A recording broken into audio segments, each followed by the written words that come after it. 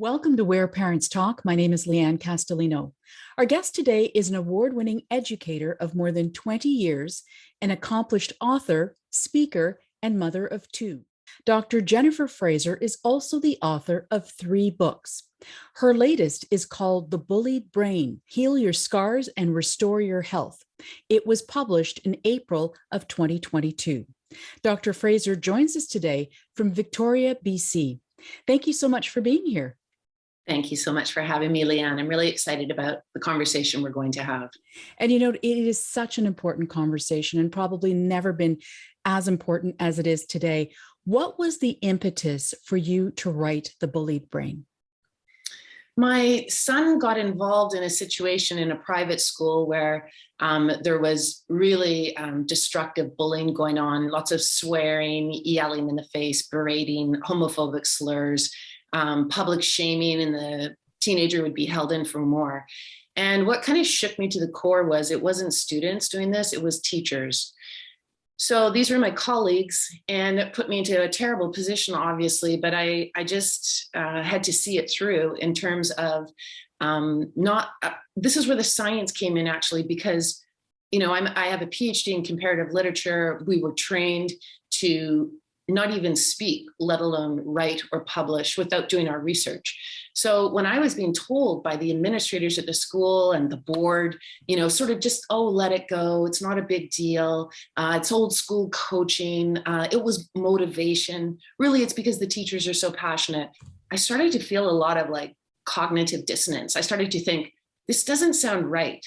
It doesn't sound right from a mother's point of view, and it doesn't sound right from a teacher's point of view or an academic's point of view. So at that point, I just kind of silenced all that messaging, and I turned to the research, and I looked at the law, I looked at psychology, I looked at what doctors were saying, and then I found the neuroscience. And when I found the neuroscience, there was no going back. I've been working on it ever since. I have been educating myself by reading top studies in terms of what does that kind of verbal, psychological, very aggressive physical abuse, what does it do to a child's developing brain? Became my absolute overarching goal. And I think it's important information for all parents, all teachers, all coaches to learn this. Lots to unpack in what you just said, but let's start with the research that you undertook in the course of producing The Bullied Brain. What did that research look like?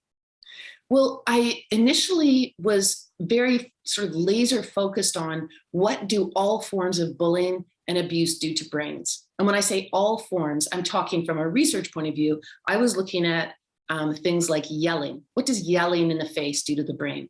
What do put downs do? What does harassment do? What does humiliation do?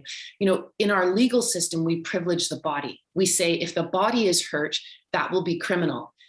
We don't talk about what happens when the brain is hurt. It doesn't receive the same seriousness from experts. And so we as parents think, oh, it's just words, or it's just yelling, or it's just humiliation. We can't see the damage being done, just like a concussion. We don't see the damage, therefore it's not happened. So we live in a really amazingly sort of limited way when it comes to our own brains. Because we can't see them, we tend to ignore them, and we lack a lot of understanding of how they operate. And yet, arguably, they're the most important part of ourselves. And they are the absolute sort of core to leading a meaningful, healthy, and happy life, and certainly raising healthy, happy children.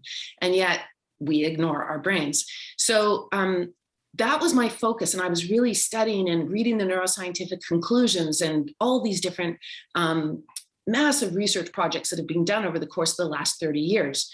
But over time, I realized that there's an entire other side to it. And this is the subtitle of the book: Heal Your Scars and Restore Your Health.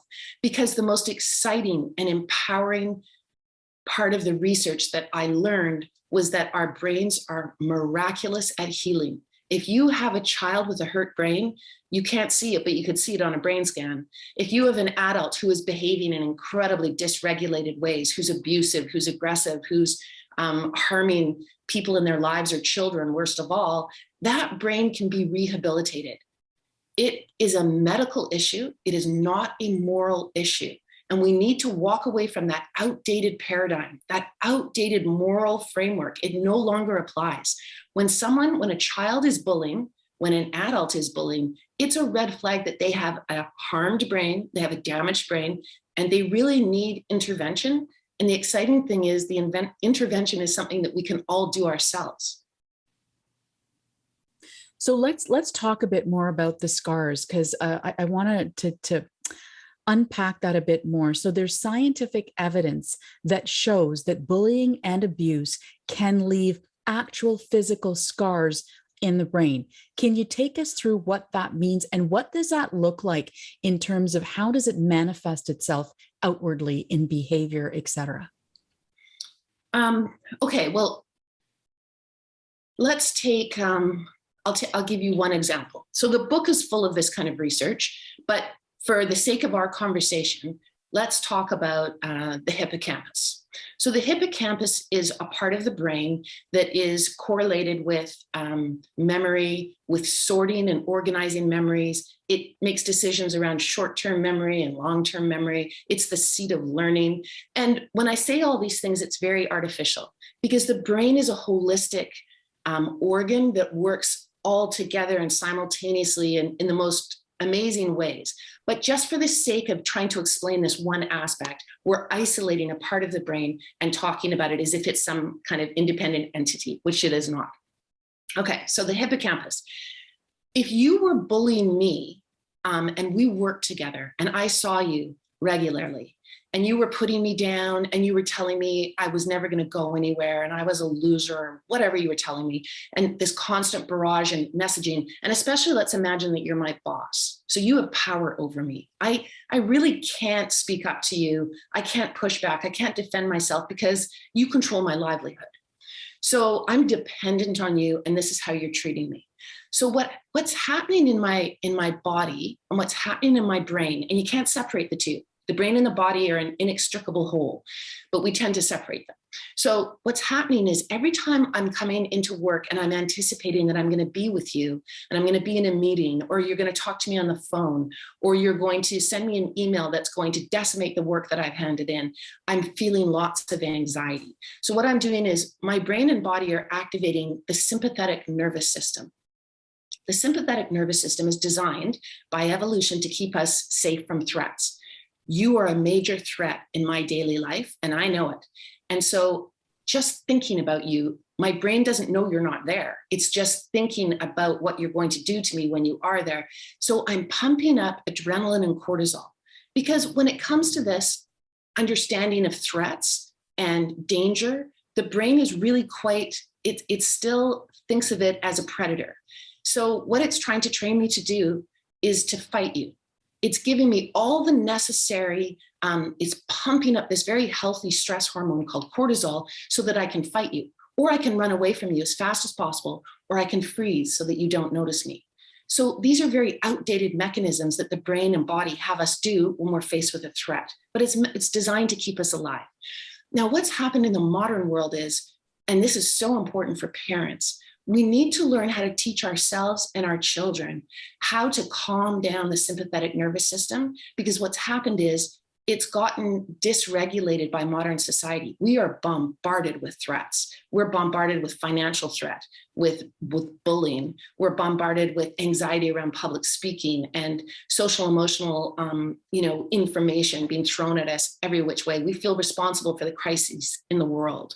So our brains are on overdrive, and our children's brains are on overdrive.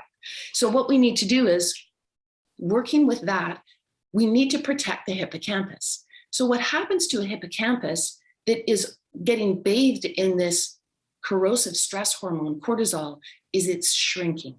It can be seen on a brain scan that it's gotten smaller and shriveled, and it should be plush and full of learning and memory, but it's actually gotten very condensed and it's harmed, essentially.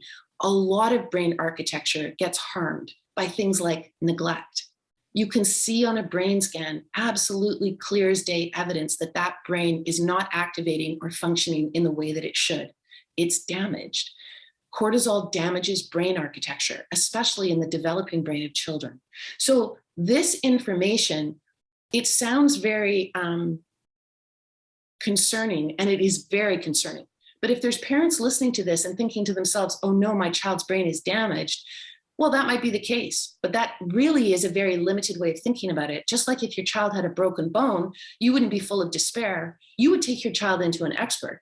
You would get a cast put on that child. You would look at an x-ray and see the break. They would make a wise, informed decision about what to do with that break. And within 6 weeks, your child would be up and walking and healthy again. The brain has that same capacity. We can turn around all of that damage by doing the right evidence-based practices. Well, and, thank you for that explanation, because I think, having it digestible in terms of in layman's terms to really help people understand what's going on here is absolutely pivotal if we're going to understand the bigger picture down the road. So let me ask you, before we get into how you restore it, the brain to sort of its healthy state, is there a way then to protect somebody from being bullied before that even occurs? In other words, is there a way to strengthen that bullying muscle, let's call it that, before somebody ends up getting bullied themselves? That's a really great question.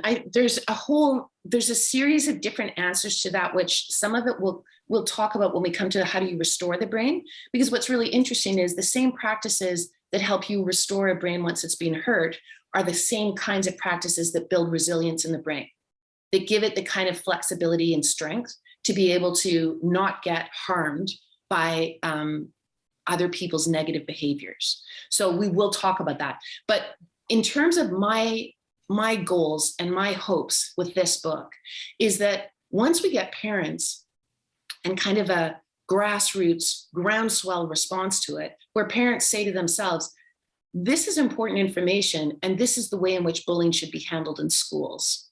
And we get the teachers on board and the principals on board and the coaches, because really we have to completely shift our system. So what I try to show is we adults, we have been raised in what I refer to as the bullying and abuse paradigm.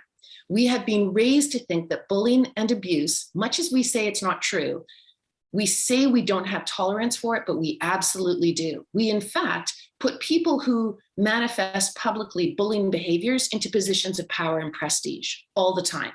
So we really have to be honest with ourselves. We've got to take a hard look in the mirror and say, you know what, on the bottom, like on a deep part of ourselves, in our culture, we've been raised to believe that bullying and abuse are necessary evils for greatness. And so we are telling our kids two things that are in contradiction, and we're confusing them, and we are actually causing a lot of youth mental illness, I would argue. And youth mental illness, statistically right now, is the worst it has ever been. So we do all of these good-hearted, well-meaning methods around, oh, we're going to stop bullying and zero tolerance for bullying, and we're going to tell children who bully they're bad, and we're going to talk about it this way in the school system. That needs to go. We need to enter what I call a new neuro paradigm. That is a paradigm that is brain informed.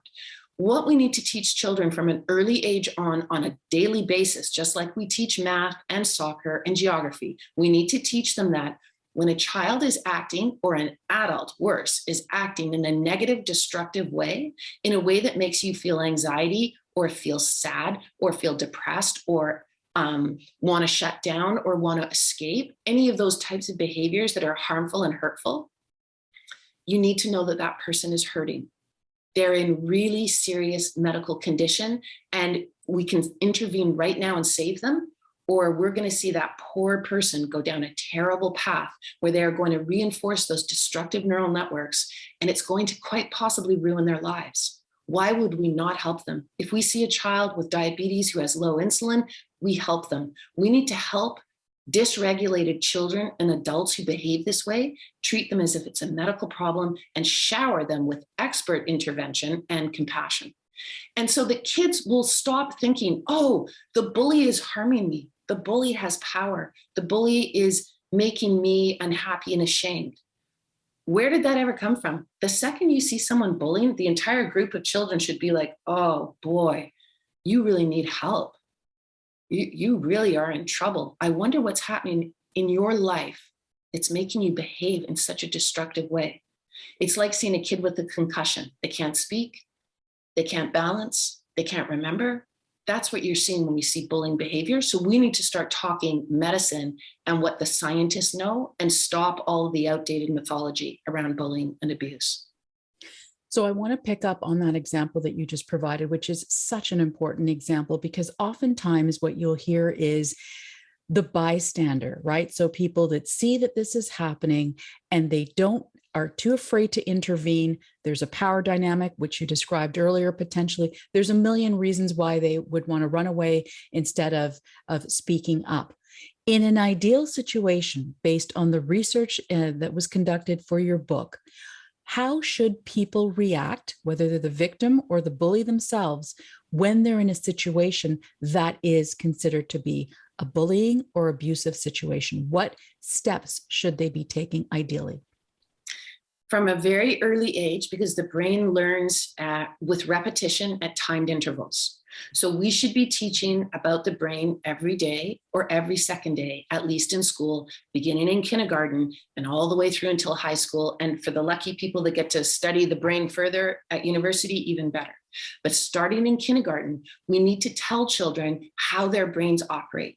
And we need to tell them the proper vocabulary for what is going on in their lives. If they are suffering abuse in the home or from someone in the church or at Boy Scouts or in arts programs or in sports, and I use those examples because those are examples of rampant abuse that goes on for decades in our society and is not addressed by the adults. The adults enable this abuse, they are aware of this abuse, and they do everything in their power to cover it up. So this is what I mean when it's a tough book, The Bully Brain, but it is arguably that going through that toughness is important to come out the other side to understand how much positive change we can make when we start to understand these mechanisms. So what we do is we train children. We say, if you see a child that's starting to manifest very aggressive behaviors, you need to go and get a teacher to help them. They need help right away. It's like if you saw a child fall down on the playground and he or she was bleeding, you need to go and get a teacher right away. A child who's bullying is a child who's bleeding. Like, we've got to get them to understand that. This is an invisible injury, but it can be like a broken bone. But you can see a broken bone on an X-ray, and you can see a broken brain on an EEG. So all we need to know as lay people, and our children need to know, is when you see that behavior, it's not about being a bystander. You shouldn't be afraid of it. You know that child needs help, and all the kids need to go and help that child. So what I'm trying to do is show the shift in dynamic. What we train children to believe is somehow the child behaving that way, and this is what we do with our very top leaders in society. We say a person behaving that way, they have power. Really? Where does the power come from? If you're bullying somebody else, I can tell you from a research point of view, you have such a damaged brain. It's so concerning. You should be deeply worried, because your brain is malfunctioning on a deep level. And it can be seen on brain scans. The narcissist brain, the Machiavellian brain, the brains of people that abuse other people, they are hurt. So this is where we need to start to just completely overturn the entrenched belief system that we've been operating under. There is no power dynamic between children on the playground. I mean, kids will find anything to act out their own distress, their own mental suffering, their own broken brain. All you need to do is be the new kid on the block. You need to be a kid that's too talented. You need to be a kid that comes from a different background. I mean, kids will come up with anything because it has nothing to do with power. And the other thing that's so important in our society, we want to stop bullying by focusing on children and talking about children. But that's like trying to fix global warming by talking about children and focusing on child populations. Bullying is an adult problem. It's a huge adult problem. If adults were compassionate, all of them, like 98% of teachers and parents and coaches, they have the best interests of children at heart.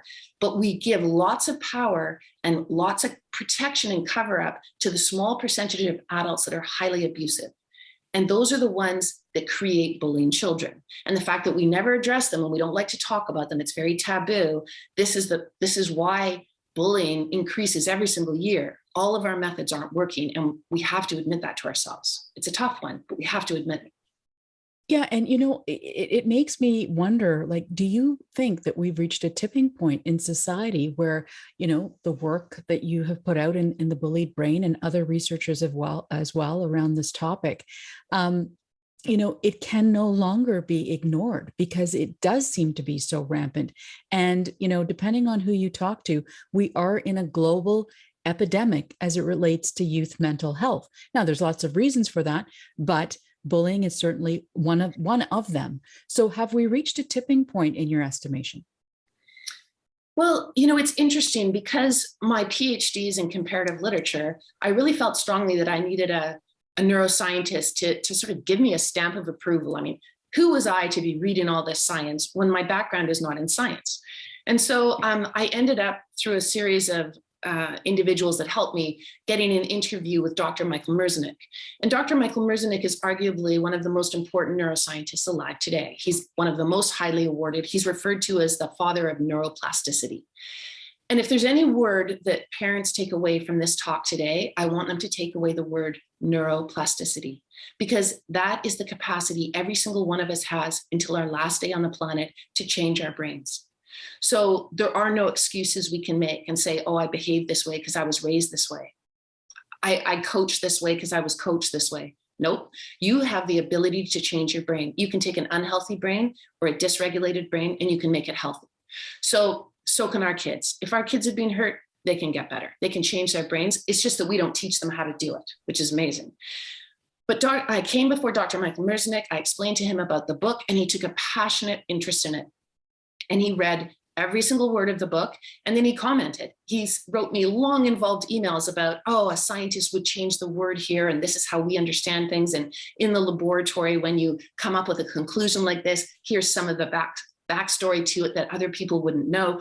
And I just included his voice, his incredible, brilliant, genius voice all through the book. But he said to me at the end, he said, this is the most scientifically thorough treatment of this subject on planet Earth. And I was like, that fascinated me because it shows that every single one of us, we don't have to be neuroscientists to care about this. We don't have to be neuroscientists to learn about our brains and about our children's brains. We can share this knowledge, learn this knowledge. I've put it into a book for the general reader. It's full of stories. It's so readable, but it is backed by the evidence. And it's the evidence we need now. And I get interviewed by people and I get pushback from people who say, we have to toughen kids up. It's a tough world. Our kids are wusses. Our kids are snowflakes. The millennials are the most indulged generation. I listen to them and I just go, oh, it's going to be an uphill battle, because here's what the evidence shows. If we were really doing such a great job as adults, if we had really created an incredibly healthy, caring, trusting society around our children as they grow up, we wouldn't have statistics like this one. From 2000 to 2018, youth suicide, that's 10-year-olds to 24-year-olds, has increased 57%. So I want all parents to hear that agonizing statistic and say to themselves, you know what? It's not okay anymore that we have a society where we had to create a word for this called bullycide. When you commit suicide, you kill yourself. When you commit bullycide, you kill the bully. But you have so identified with that aggressor. It's been hammered into you that they have the power, that they can tell you who you are, whether they're a teacher or a coach or a kid, that they can somehow shape your brain and your future and your life. That is a myth. That's not true. Every kid has power and agency. We just don't teach them how to stand up to this kind of an onslaught and recognize it as someone who has an infectious disease, who's in really serious trouble, and they should try and help them. That's the way that kids should be taught. Dr. Fraser, you bring such a powerful perspective to this topic. You mentioned your personal story with respect to your son. As an educator yourself, you saw it with your own two eyes, probably different aspects of your life. You've seen similar behavior. What do you want people reading The Bullied Brain to take away from this book, to take away from this research, so that parents reading this book, what do you want them to take away as actionable steps that they can practice or consider in their own lives? The book is constructed with each chapter. There's 10 chapters in the book, and it's constructed so that you go through okay, what does bullying and abuse do to brains? Why do our brains act the way they do? I mean, why do we identify with the aggressor? Why do our brains have all of this corrosive stress hormone pumping through them? At the end of every single chapter, there's a dedicated section on what do you do? What is the action step? And so I take the reader through my action steps and every single thing that I did in an evidence-based way to repair the trauma to my brain. Now, what's exciting and kind of gorgeous is that we all have unique brains. It's as unique as your fingerprint at the very get-go. And then through your life, all your different experiences shape and change your brain. All the things that you practice and learn shape and change your brain. So no brain looks exactly alike. So what I'm teaching parents is, look, this is the method that I used very successfully to go from having a heavily traumatized brain to having an incredibly healthy brain. And it's, when you're a teacher, especially, when you find out something amazing, you want to teach it. So my book is really about, I want to teach parents. I want them to know what I know now. It is just 200 pages away. And it really changes how you feel about yourself, because the point of the book is to say there's no more blaming and shaming. We don't blame parents and shame them if they're abusive. We don't blame and shame a child who's bullying. What we do is recognize that they have a very hurt brain and we help them get better. So parents have to understand that when they act the ways they do, I mean, for example, with my kids, I love my kids more than life itself. But from my background and the way I was raised, I yell at my kids. I yell and get angry and rant and rave. And then I have to go and say sorry 5 minutes later and, eat crow and feel horrible and tell them I made a mistake. And my kids are hilarious. One in particular is very steeped in psychology. And he'll say things like, at 15, he'd be like, "That's okay, Mom. I know I was the site for your recipient anger." I was like, "Oh, okay." But it's an inspiring book. It's an empowering book. It is a tool to change your life and really see your kids in a different way and help them understand that they have this miraculous thing inside their head. They can't see it, but if they work with it and not against it, they're going to have happier, healthier, better, more meaningful, successful, high-performing lives. Well, certainly a positive and optimistic note to end on, a timely and incredibly relevant topic. Dr. Jennifer Fraser, author of The Bullied Brain, Heal Your Scars and Restore Your Health. We really appreciate your time and your perspective today. Thank you. Well, Lianne, it was lovely to speak with you. And I have just one more inspiring note to add. I think it's really important for parents to know that the neuroscientist, Dr. Michael Merznick's lab, they were all working together. They were really developing this brain training program. And they got a telephone call from Tom Brady, the quarterback, who's about 45, but he competes successfully against 20-somethings. And the trainer called and said, you guys do know that Tom Brady daily does your brain training. And they didn't know. And it just, we have so many parents that want their kids to succeed. They want them to be high performing. They want them to be fabulous at school and at sports and everything that they do. And all those parents who want that for their kids, honestly, the more you know about their brains, the more you know about brain training and the practices and action steps you can do, you're going to help your child on that journey. And it's so wonderful that we can do that now in the 21st century with the knowledge that we have. Absolutely. And certainly a hopeful message for all parents out there and kids listening to this interview. Thank you again for your time today. Thank you.